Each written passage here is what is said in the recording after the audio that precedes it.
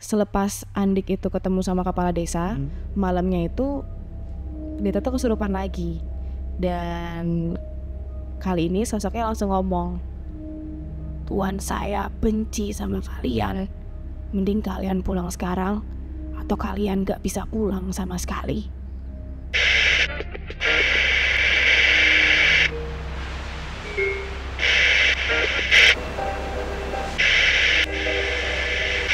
Karena mereka datang ketika lampu dimatikan. Halo semuanya, salam rahayu, rahayu, rahayu. Selamat datang di Kelam, karena mereka datang ketika lampu dimatikan. Halo lagi Sobat Javanika, Mas Rizky. Halo Sobat Javanika, halo Prita. Kita setelah 2 minggu akhirnya berjumpa lagi. Iya, benar banget. Kali ini kita dapat cerita dari siapa? Spill dikit. Kita dapat cerita dari Kak Malik di Tegal. Tegal. Heeh. Tegal tuh Jawa Timur, Jawa Tengah ya? Jawa Tengah. Jawa Tengah. Ini Jawa Tengah. Gimana tuh ceritanya? Nah, tapi tuh ini bukan ceritanya Kak Malik sebenarnya. Jadi Kak Malik ini kan seorang penulis juga ya teman-teman. Terus membagikan ceritanya ke kita. Kak Malik ini menceritakan soal temennya, yaitu Kak Andik, yang pada saat itu mengikuti KKN, dan selama KKN itu banyak kejadian-kejadian janggal terjadi. Tapi kenapa ya KKN tuh identik dengan yang gitu-gitu biasa loh. Aku nggak relate, KKN ku online soalnya. Tapi kayaknya cerita KKN horor tuh semenjak ada KKN Desa Penari nggak sih? Kayaknya akhirnya pada langsung menonjolkan banyak itu. Banyak yang mau spill cerita kali ya. Mungkin sebenarnya dari sebelum-sebelumnya udah sering terjadi, tapi nggak booming kayak KKN Desa Penari pada akhirnya. Mas Rizky pernah ngalamin apa gitu nggak pas dulu KKN? Nggak pernah KKN. Oh, nggak pernah KKN? Karena itu melanggar hukum ya. Oh, melanggar hukum? Iya. Korupsi, komisi, nepotisme. Oh ya udah, teman-teman. Pokoknya ceritanya menurutku serem karena di situ salah satu anggota kelompoknya tuh bakalan ada yang kesurupan hampir tiap hari gitu Mas. Dan ya makanya habis ini aku ceritain aja deh. Oke. Menarik sih kayaknya. Nah itu dia Mas, makanya di sini mau aku ceritain. Buat teman-teman yang lagi nonton video ini, cek sekitar kalian, pastiin di samping kalian ada orang, pastiin lampu kalian nyala, karena mereka datang ketika lampu dimatikan.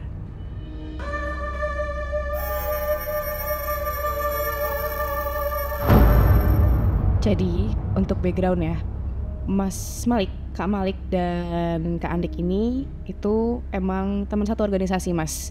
Dan Kak Andik ini bilang sama Kak Malik bahwa dirinya akan pergi KKN selama 1 bulan. Oke. Terus di suatu acara, di acara organisasi mereka kan ketemu lagi nih gitu. Ketemu lagi, selesai acara, Kak Andik tuh deketin Kak Malik tuh. Deketin, terus bilang, aku pas KKN kemarin ada pengalaman nyeremin nih gitu. Coba tulis aja. Nah, ya mendengar itu Kak Malik cuma bisa tersenyum kecut aja. Karena bagi Kak Malik, menulis cerita-cerita yang berhubungan dengan dunia metafisika tuh pastinya menguras energi tuh loh Mas. Kan perlu energi lebih ya. Yeah. Tuh, terus bener aja pas Kak Malik itu lagi menimbang-nimbang nulis gak ya gitu. Pas masih sama Kak Andik ya, itu tiba-tiba badannya Kak Malik tuh bereaksi. Jadi tuh tiba-tiba kepalanya dia pusing banget. Terus katanya matanya perih, tengkuknya dia juga kerasa berat, dan dia tuh tiba-tiba pengen banget muntah saat itu juga. Yang lihat badannya bereaksi dan dia gak pengen ada hal-hal buruk yang terjadi, akhirnya dia milih untuk pulang ke kos dan udahlah gak usah mikirin itu dulu. Keesokan harinya Kak Malik berjalan dengan lancar. Jadi dia berangkat terus ke kantor dan kerja seperti biasa. Malamnya dia itu memutuskan untuk nginep di kantor karena kerjanya dia tuh selesai terlalu malam. Terus gak ada kendaraan umum yang lewat ke arah kosnya dia lagi. Jadi dia pikir udahlah aku nginep aja. Dan kebetulan di keesokan harinya tuh weekend. Jadi ya udahlah kantor paling clear tuh. Tapi dia nginepnya nggak cuma sendiri, tapi sama 2 temennya yang lain. Nah, terus di situ posisinya udah jam 3 pagi. Kak Malik itu bilang kalau dia sebenarnya ngantuk, udah capek, pengen tidur, tapi nggak bisa juga tidur. Jadi kayak merem terus, tapi nggak bisa tidur, kayak nggak jenak tuh loh. Terus sekitar menjelang 3:30 itu dia bilang dia baru bisa tidur. Pas dia tidur itu tiba-tiba dia mimpi. dia mimpi lagi di kosannya dia lagi tiduran, terus tiba-tiba ada sosok gede banget warna hijau, sosok besar raksasa warna hijau itu mencengkram tangannya Kak Malik dan berusaha narik dia ke satu tempat. Terus di situ dia berusaha meronta, terus pokoknya nggak mau kalah dan akhirnya dia teriak Allahu Akbar. Dan untungnya habis itu sosoknya hilang dan dia juga bangun dari tidurnya. Itu kayak rep-repan gitu berarti dia? Iya, kayak rep-repan gitu. Dan pas dia buka mata, kan dia di kantor ya, dia cek ternyata baru jam 3.45, yang mana berarti sebenarnya dia baru tidur selama 15 menit doang. Dah, akhirnya setelah itu Kak Malik memutuskan untuk ngajak Kak Andik ke kos di keesokan harinya. Datang tuh Kak Andik ke kosnya Kak Malik jam 10:30 malam. Datang, di situ Kak Malik langsung nanya ke Kak Andik, kamu pas KKN pernah ngalamin rep-repan gitu nggak atau tindihan? Dan ternyata Kak Andik bilang pernah. Kak Andik cerita kalau di rep-repannya dia itu, dia ngeliat sosok yang besar dan berusaha narik dia ke satu tempat juga. Sama. Nah, Kak Malik batin, kok sama ya? Apakah jangan-jangan mimpinya Kak Malik semalam itu ada kaitannya sama Kak Andik? Cuman karena dia nggak mau berasumsi lebih lanjut, dia minta Kak Andik untuk menceritakan terlebih dahulu sebenarnya apa sih yang terjadi sama KKN-nya Kak Andik.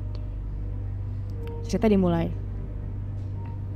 Sebagai gambaran lagi ya, KKN-nya Kak Andik ini itu bukan KKN pada umumnya yang satu kampus terus isinya banyak fakultas, tapi ini malah gabungan dari beberapa kampus. Terus seperti pada umumnya dibagi kelompok, kenalan sama anggota KKN, menyusun program, terus pada hari H berangkat dan sambutan dari kepala desa dan warga. Seperti itu. Jadi semua itu benar-benar ya aman-aman aja di awal. Salah satu program dari kelompoknya Kak Andik ini tuh adalah dakwah, Mas. Dan katanya sebagai ketua kelompok berarti Kak Andik ini bertugas untuk bertemu dengan tokoh sempat. Ketemulah dia, didatangin ke rumah. Terus Kak Andik ini kan menyampaikan kajiannya itu kan, kajian programnya. Tapi nggak tahu kenapa si tokohnya ini tuh secara nggak langsung kayak nolak. Jadi nggak mengizinkan programnya ini. Terus akhirnya Kak Andik nembung gitu, berusaha nawar. Ya udah, setidaknya kalau misalnya si kelompoknya ini nggak boleh ngadain programnya itu, mereka diizinkan untuk datang ke pengajiannya aja. Besok paginya Kak Andik itu malah diketemui oleh muridnya si tokohnya. Jadi diutus gitu, muridnya itu diutus sama si tokohnya tadi itu yang kemarin ketemu. Muridnya itu menyampaikan pesan bahwa kalau kata si tokohnya itu, pengajian ditiadakan selama KKN berlangsung. Lah. Terus Kak Andik bingung juga, lah kenapa, ngaruhnya apa gitu. Kan toh kemarin juga Kak Andik sudah menawarkan supaya ya udah ikut pengajiannya aja. Terus sebenarnya Kak Andik nggak mau berasumsi buruk juga, tapi ya udahlah dia menghiraukan dan memilih untuk mengurus programnya saja. Karena berarti kalau aku pikir ya karena satu program ini nggak boleh jalan, kan dia harus mikirin program lainnya ya untuk pengganti ya gitu. Nah, anehnya selepas pertemuan Kak Andik sama tokohnya ini, temennya Kak Andik itu yang satu kelompok KKN jadi sering kesurupan. Namanya Deta. Cewek. Di malam pertama Deta tuh kesurupan. Sosok yang masuk itu mengaku bahwa dirinya berasal dari hutan samping belakang poskonya mereka lah, pakai bagian belakang poskonya mereka. Sosoknya terus masuk dan memperkenalkan diri. Saya dari hutan belakang. Saya nggak suka sama kalian. Kalian berisik. Kalau sudah malam jangan berisik.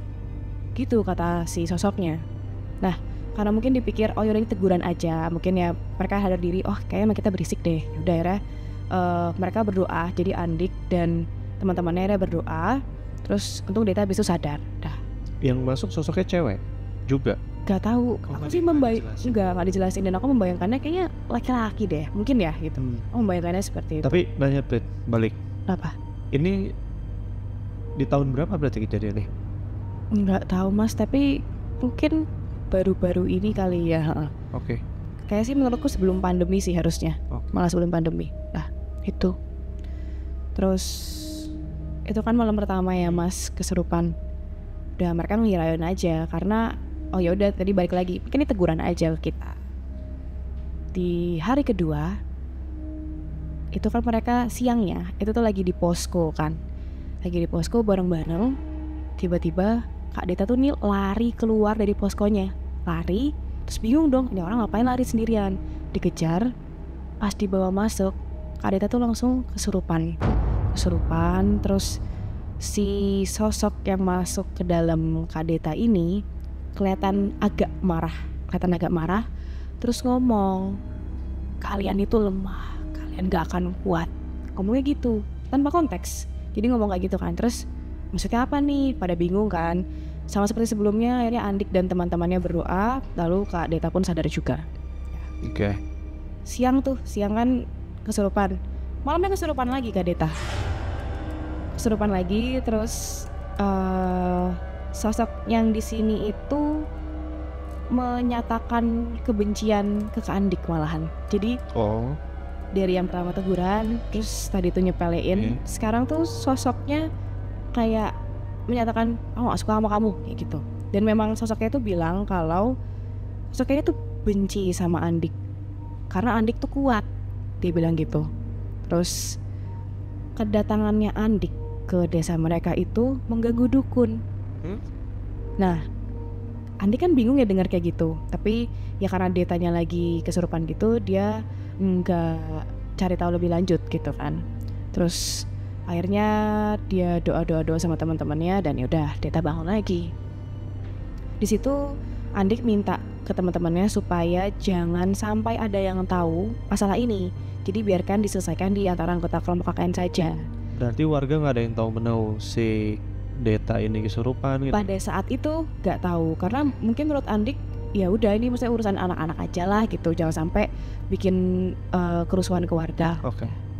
Keesokan paginya tiba-tiba Andik sebagai ketua kelompoknya itu dicari sama kepala desa. Disuruh ketemu. Terus kepala desa itu ngomong kalau beliau itu mendapatkan laporan dari organisasi yang menaungi KKN-nya Andik. Laporannya itu adalah katanya kelompok KKN yang di desa mereka itu mengalami teror. Terus si kepala desanya itu tanya dong, memangnya ada warga yang neror kalian ya?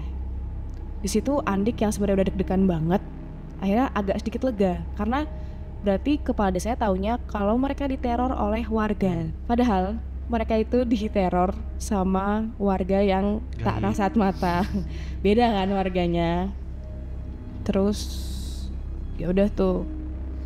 Akhirnya Andik berusaha menjelaskan ke kepala desa kalau udahlah ini salah paham, gak apa-apa kok Pak, nanti kita cari tahu ada apa sebenarnya gitu. Udah aman, Andik pulang. Selepas Andik itu ketemu sama kepala desa, malamnya itu Deta tuh kesurupan lagi. Dan kali ini sosoknya langsung ngomong, Tuhan saya benci sama kalian. Mending kalian pulang sekarang atau kalian gak bisa pulang sama sekali. Udah ngancem. Iya, sampai separah itu Mas. Bayangin aja dari yang gradual cuma ditegur, terus habis itu ancaman kecil, ujaran kebencian, terus sampai ke sekarang gitu. Nah, panik dong yang lain. Terus akhirnya pada doa seperti sebelumnya. Dan akhirnya Deta pun sadar. Tapi sebelum Deta sadar itu, sosoknya sempat ngomong kalau selama ini tuh Andik ditemani oleh sosok bersorban putih dan selalu menjaga Andik. Itulah kenapa biasanya memang kalau ada masalah kayak gini, selain karena Andik itu ketua kelompoknya, jadi Andik terus yang mendahului tuh loh, yang kayak yang menginisiasi, terus harus Andik duluan yang doa dan segala macamnya. Itu karena ada sesuatu di balik. Jadi sebenarnya ada background sesuatu gitu loh si Andiknya juga. Dah. Oke. Terus keesokan harinya itu Deta kesurupan lagi sebenarnya. Kak Deta ini katanya badannya sampai kaku. Di sini Kak Andik gak cerita detail, Kak Malik gak cerita detail. Tapi yang pasti Deta itu kesurupan lagi, badannya sampai kaku. Terus didoain kan udah sadar, kesurupan lagi. Dan akhirnya itu agak ngerepotin katanya pada saat itu, karena bolak-balik sadar bangun dan masih dengan teguran-teguran sebelumnya. Dan dari situ juga mereka tahu kalau Kak Deta ini punya kemampuan lebih sebagai medium. Itulah kenapa dari kemarin, dari sekian banyak orang yang ada di situ, cuman Kak Deta terus yang dimasukin. Udah tuh, dikirain kan habis itu aman ya Mas. Enggak, besoknya Kak Deta malah hilang.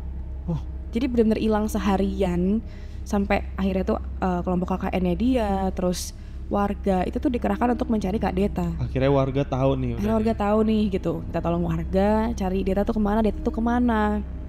Semua daerah di sana tuh udah disisir, sampai akhirnya mereka sadar kalau ada satu tempat yang belum mereka cari. Satu tempat yang belum mereka cari itu adalah hutan bagian belakang posko. Yang selalu disebut lah sama sosok itu. Karena itu posisinya sudah menjelang maghrib, akhirnya diutuslah 2 anggota kelompok KKN namanya Akal dan Akil. Kemudian ada satu warga yang menemani mereka untuk masuk ke dalam hutan. Masuk nih ke dalam hutan. Pas baru mereka masuk ya ke dalam hutan, mereka tuh langsung kaget karena mereka lihat Deta. Pas baru mau deket, tiba-tiba Deta loncat Mas ke jurang. Loncat ke jurang. Panik lah. Aku juga baca ceritanya panik tuh. Enggak. Untungnya jurangnya itu pendek, jadi nggak dalam tuh loh. Jadi mereka langsung buru-buru Deta. Terus langsung angkat Deta dibawa ke posko. Dan beruntungnya juga lukanya nggak ada luka parah. Jadi luka lecet-lecet yang keselio aja. Aman. Di situ posisinya di posko rame, banyak warga juga, terus ada juga yang lagi bantuin Deta, banyak yang ngobrol-ngobrol juga, berkerumun lah warga. Di situ kan kondisinya udah nggak kondusif ya. Terus Andik bingung dong, ini tuh kenapa jadi tiba-tiba kayak gini. Terus di tengah kericuan itu akhirnya Andik berusaha mencoba untuk ngobrol sama warga untuk mencari tahu sebenarnya ini tuh ada apa. Tanya, akhirnya ketemu nih. Gak tahu dari mana warganya tahu ya, tapi kalau kata warga, anggota kelompoknya Kak Andik itu ada yang datang ke pantai, di mana ternyata di sana itu ada satu pantai terlarang yang enggak boleh didatangi tanpa warga lokal. I see. Itu dikasih tahu ke Kak Andik kan.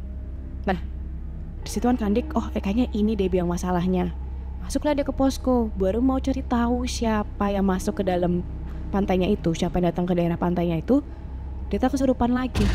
Kali ini sosok yang masuk ke Deta memperkenalkan diri sebagai sosok penjaga pantai. Di situ sosoknya marah, bener-bener yang matanya katanya merah, terus Detanya juga udah yang peronta-ronta, kelihatan emang sebel dan apa ya, mungkin energinya bentrok tuh loh untuk nahan si sosoknya ini.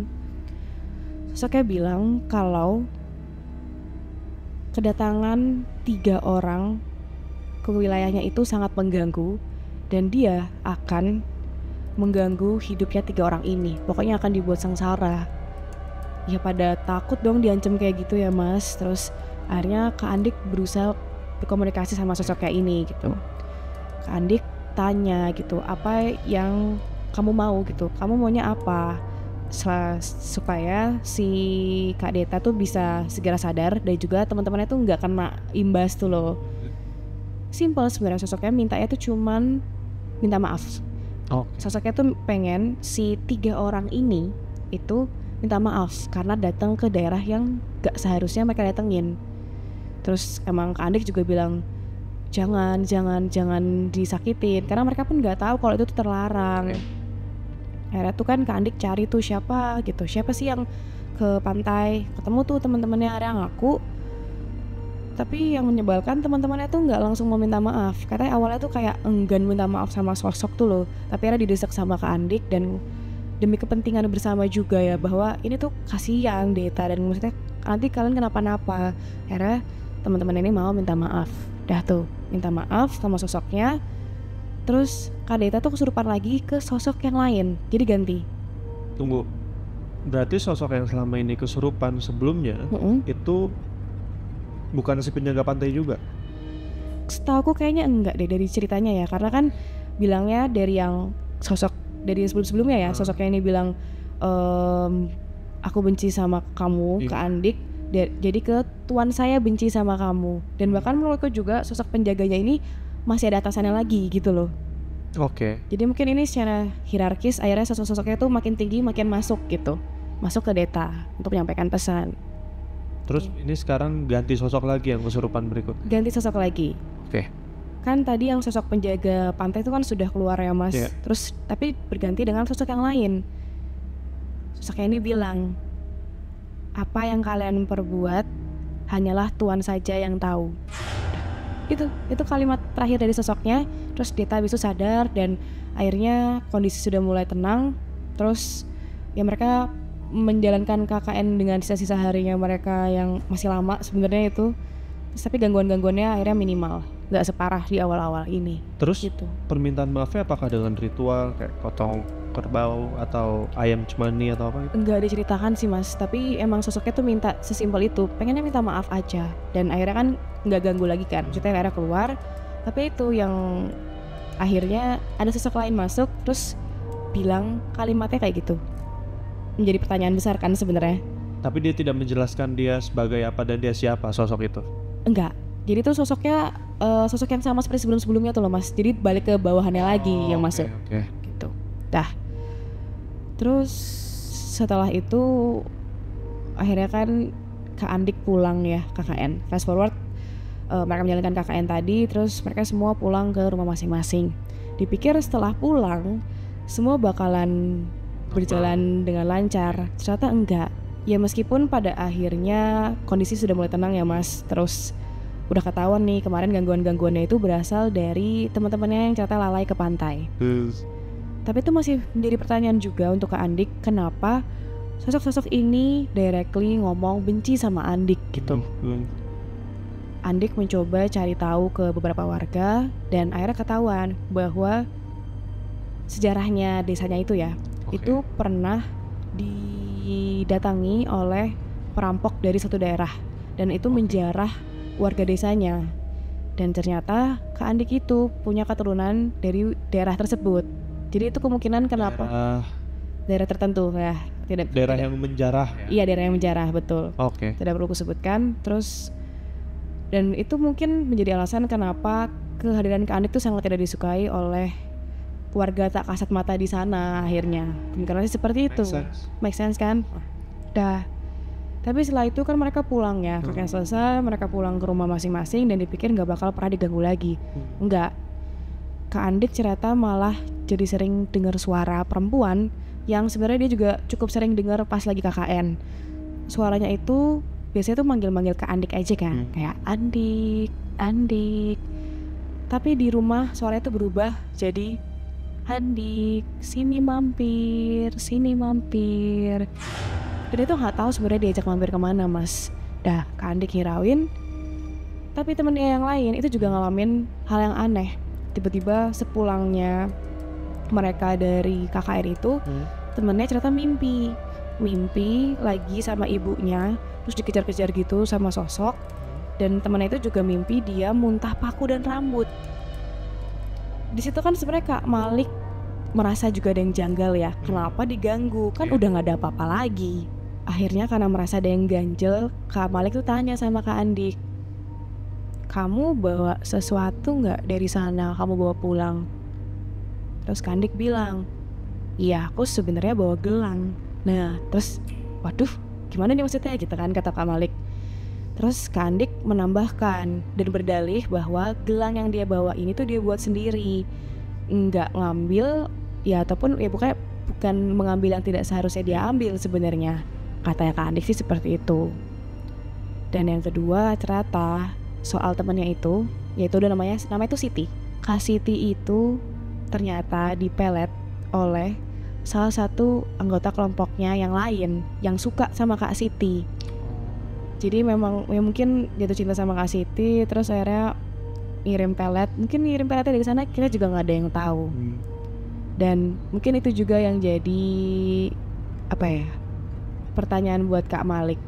Mungkin karena itu juga kali ya, karena Kak Andik, karena Kak Siti, karena sebenarnya di balik ini semua ada kejadian-kejadian lain yang enggak diketahui yang dilakukan oleh anggota kelompok KKN-nya Kak Andik, dan yang bisa lihat cuman tuannya saja.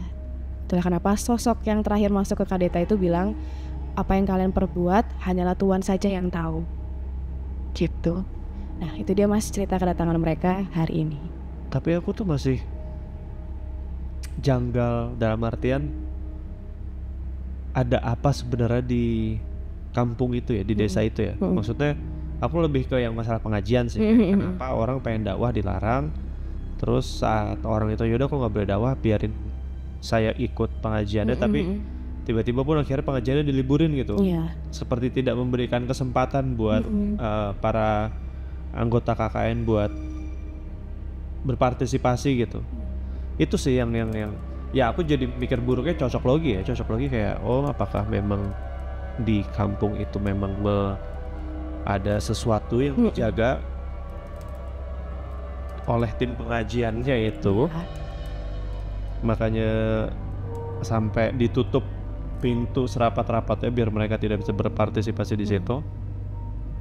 Unos nggak dijelasin juga ya? Nggak dijelasin juga, dan itu kan juga jadi pertanyaan kan. Bahkan sampai terakhir Kak Andik cerita ke Kak Malik dan Kak Malik menceritakan ke kita, masih nggak jelas juga kenapa sosoknya itu pada akhirnya kan ngomong, apa yang kalian perbuat hanyalah Tuhan kalian hanyalah Tuhan saja yang tahu gitu.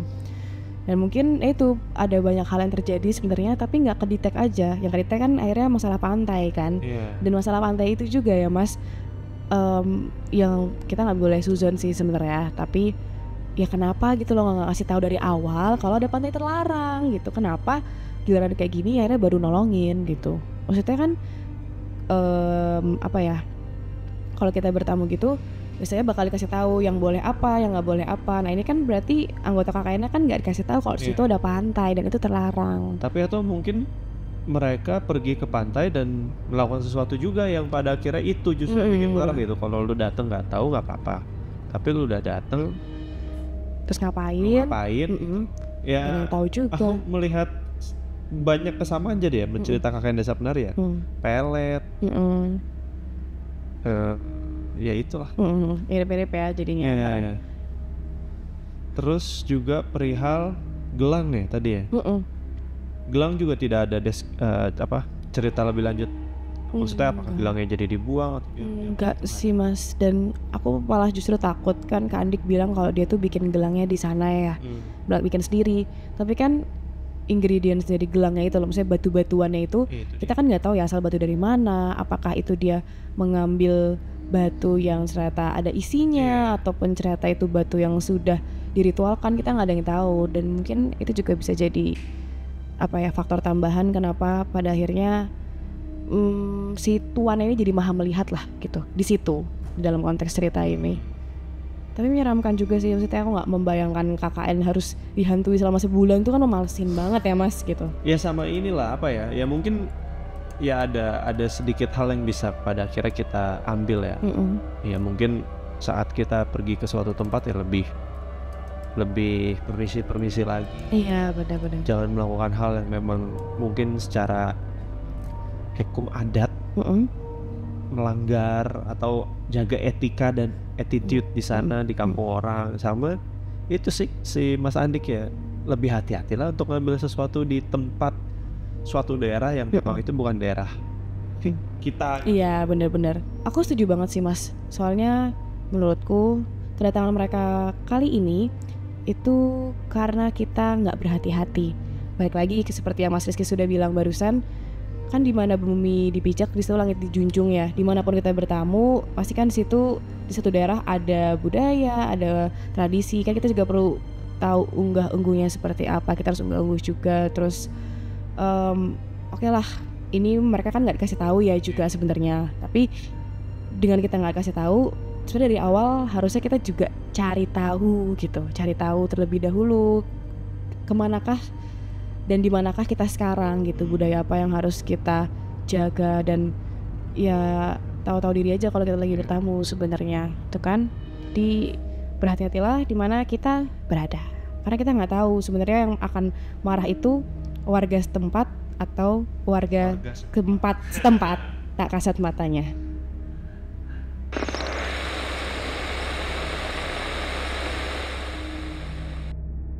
Itu dia teman-teman cerita dari Kak Malik di Tegal. Makasih Kak Malik sudah berbagi cerita ke kita sama penulis ya, membagikan cerita ke kita.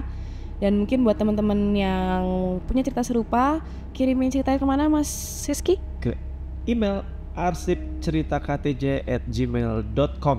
Betul, pokoknya jangan lupa berbagi ke kita karena nanti ceritanya yang menarik akan kita bacakan di program Kelam Ketika Lampu Dimatikan. Itu dia teman-teman, sampai ketemu di episode selanjutnya karena mereka datang ketika lampu dimatikan.